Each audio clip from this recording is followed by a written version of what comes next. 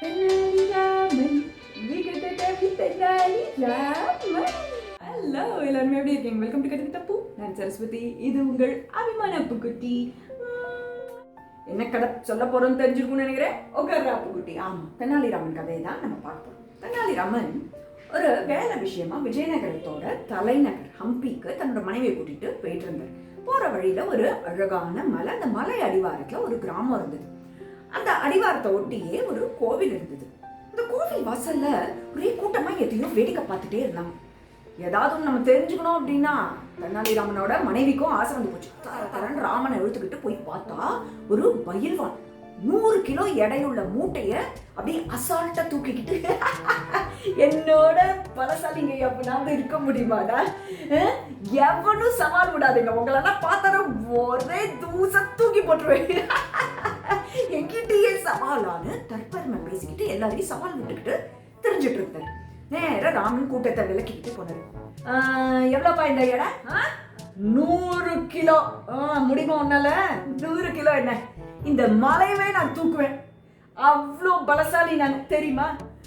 இந்த மலைய தூக்குவியா? தூக்கி காமி.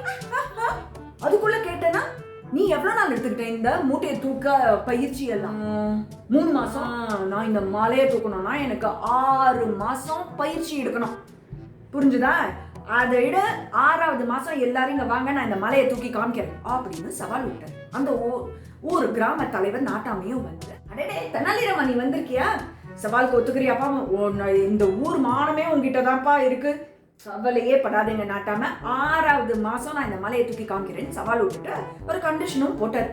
தங்கறதுக்கு இடம் இல்லையே, தங்கறதுக்கு வீடு, நல்ல சத்தான சாப்பாடு, நல்ல பயிற்சி எடுக்கணும்ல, அதே மாதிரி தன்னோட உடம்ப நல்ல பயிற்சி பண்றதுக்கு மசாஜர் ஒருத்தர் வேணும், நல்ல உடம்பெல்லாம் புடிச்சு விடுறதுக்கு அப்படின்னு நாட்டாம புத்திசாலித்தனமா என்ன பண்ணிட்டாரு, இந்த பயில்வானியே நீ போ, உன்னோட சவால் நீ 100 மூட்டை தூக்கிட்ட இல்லையா, இவரும் என்ன பண்றாருன்னு தெரியணும்னா நீயும் போய் இவருக்கு நீ நல்ல உடம்பெல்லாம் புடிச்சு விடு அப்படின்னு சொன்னோன்னே தினம் இவரும் போய் புடிச்சு விடுறேன்னு பயில்வான் வெறும் பலசாலி மட்டும் இல்ல, நல்ல சமையலும் செய்வார். அட்டகாசமா ஒன்னொன்னு நவதானியம் என்ன, பால் என்ன, தயிர் என்ன, ராகி உருண்டை என்னன்னு தினம் சாப்பிட்டுட்டு இருந்தாரு தென்னாலிராமன். ஒண்ணுமே பயிற்சி எடுக்கிறார். இந்த பயில்வானுக்கு ஒரு ஆச்சரியமா போச்சு. நீங்க என்ன முதல்ல ஒரு சின்ன கல், அதுக்கப்புறம் பாறை, அதுக்கப்புறம் பெரிய பாறை, அப்புறம் பெரிய பரங்கள், இந்த மாதிரி தூக்க போறீங்களா?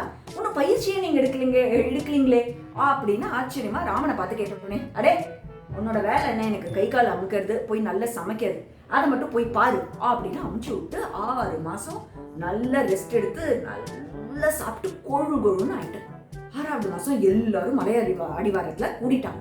நம்ம தென்னாலிராமனும் பெருமையா அப்படி எல்லாம் முஷ்டி எல்லாம் பண்ணிக்கிட்டு, நம்ம யோகால வீரபத்ராசனான்னு சொல்லுவாங்க, அப்படி வாரியர் போஸ் அப்படி வந்து 2 கையும் இப்படி வச்சுக்கிட்டு இப்படி நான் ரெடி, வாங்க வாங்க அப்படின்னு எல்லாரையும் கூப்பிட்டுட்டே இருந்தேன். நாட்டாமைக்கு ஒண்ணுமே புரியல. கொஞ்ச நேரத்துல எரிச்சலாய் கத்த ஆரம்பிச்சிட்டேன். என்ன ராமா நினைச்சிட்டு இருக்க, என்னமோ இப்படி கைய வந்து இது ஹனுமன் மாதிரி வச்சுக்கிட்டு சொல்ற, என்ன பண்ணணும் இப்ப நாங்க? நாட்டாம எல்லாரும் சேர்ந்து இல்ல யாருக்கு முடியுமோ அந்த மலையை விடு விடுன்னு எல்லாத்தையும் விறுவிறுன்னு எடுத்து என்னோட தோள்பட்டையில வைங்க, அப்படியே நான் தூக்குறேன் பாருங்க அப்படின்னு சொன்னாரே. பார்க்கலாம், ஒருத்தரும் ஒன்றும் பேசவே இல்லை. திடீர்னு நாட்டமா இந்த மலையை தூக்கி வைக்கணுமா, என்ன இவ்வளவு முட்டாள்தனமா பேசுற பாருங்க, இந்த மலை நான் இதோட இன்னும் அதிக இடம் உள்ள எது வேணாலும் நான் தூக்கிறதுக்கு ரெடி, தூக்கி வைங்க, பேச்ச குறைங்க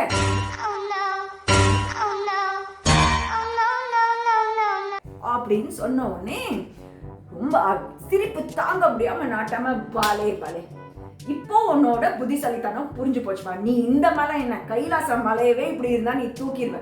ஏ பயில்வான், உன் சவாலுக்கு இவரு பதில் சொல்லிட்டாரு, இந்த மலையை தூக்கி வையி, எங்காலும் வந்து கண்டிப்பா மலையை தூக்குவாரு அப்படின்னு சொல்ல விட்டு பயில்வான் வாயை திறக்காம அவமானத்துல அந்த ஊரை விட்டே ஓடி போயிட்டாரு.